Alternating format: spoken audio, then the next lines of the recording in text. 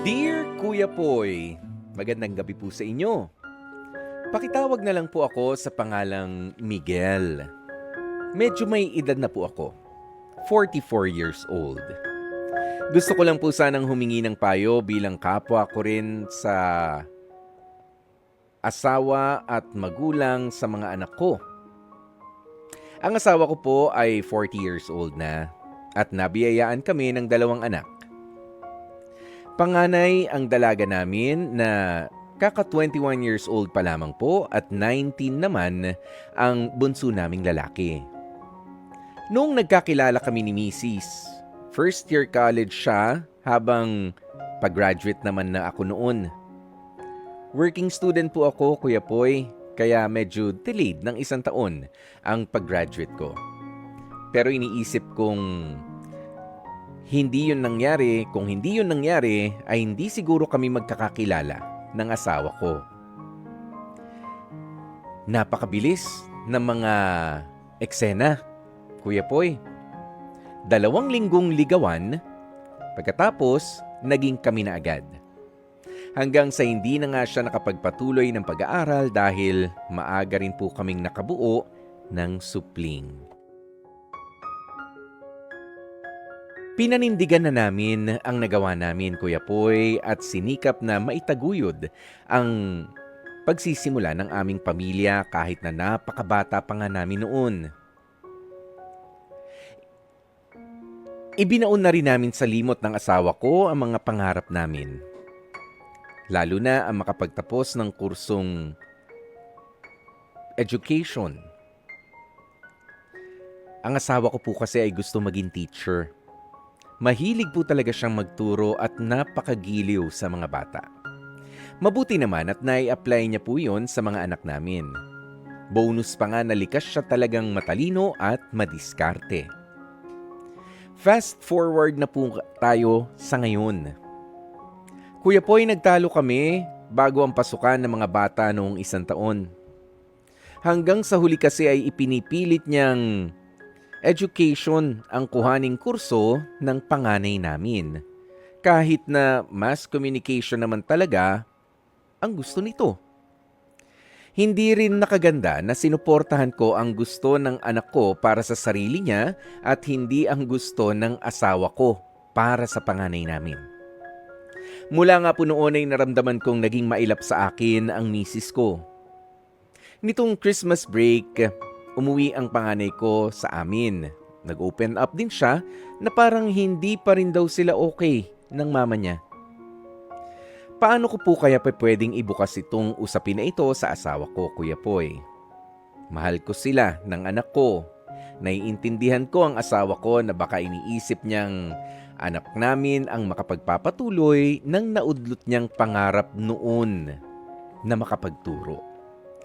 Pero hindi ko rin naman kayang iset aside kung ano ang tunay na napupusuan ng anak ko. Mahal ko po ang asawa ko, Kuya Poy. Sa tagal na namin nagsasama, hindi pa po siya nagtampo ng ganito katagal at kalalim sa akin. Ngayon lang talaga. Sana po ay matulungan ninyo ako.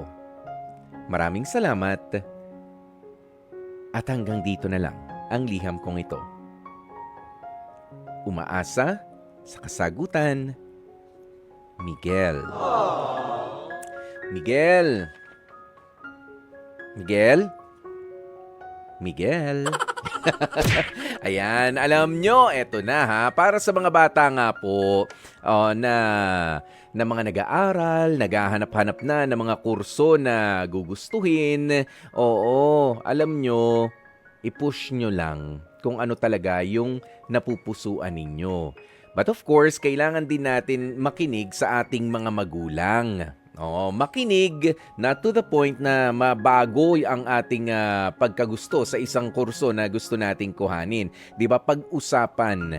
Pag-usapan ninyong maigi kasi ang mga magulang natin nauna na 'yan eh. 'Di ba? Alam nila hindi man nakuha ang mga kursong yan, ano, pero you take into consideration ang kanilang mga points of view, ayan, sa mga bagay-bagay.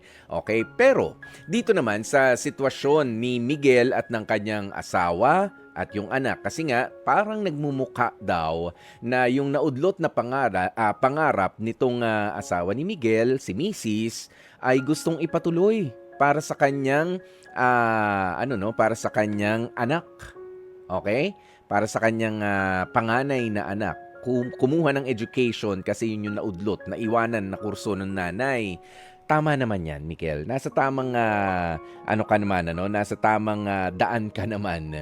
Nga lang, kailangan din niyang upuan kasama ang anak ninyo at si Mrs. Kasi kung marinig naman ng asawa mo ang mga kalmado at matalinong pangangatwiran, of course, ng inyong panganay na anak na magka-college na nga, I'm quite sure, dahil sabi mo, matalino naman siya, naturally, matalino at magiliw talaga sa mga bata, mauunawaan yan, ni Mrs., yung paliwanag na yan. It's just that, kailangan nyo lang rin siyang pakinggan. Hayaan nyo lang rin siya na makapagsalita. Ano nga rin ba yung kanyang view? Baka naman nakikita niya nga doon sa anak niya na baka magiging mahusay na teacher ito. Sige nga, ganyan. Baka hindi pa sila malalim na nag-uusap na ano ba ang gusto mong kurso, anak. Not necessarily pinakikialaman ng anak, hindi naman. Hindi naman po ganoon, pero gusto lang na matulungan sa pagdedesisyon. Ganoon lang. Andito ba, makausap ba natin si Miguel? Wala. Hindi natin makausap si Miguel. Yan, nandyan. Ayun, hindi natin makausap no? Pero andiyan nga sana, medyo busy si Miguel sa telepono, pero sana nga ay nakikinig ka. Wag niyong masyadong dibdibin at wag niyong masyadong masamain naman ang isa't isa kung nagkakakontrahan ang mga opinion sa loob ng isang tahanan. Yan nga ang malusog yan ang malusog.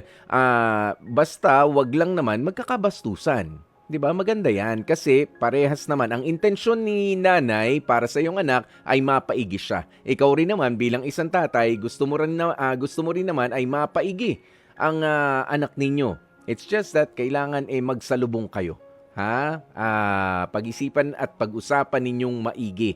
Ano ba? Pero ang dapat manalo diyan, ano ba yung gusto ng bata? Ano ba yung kaya ng bata?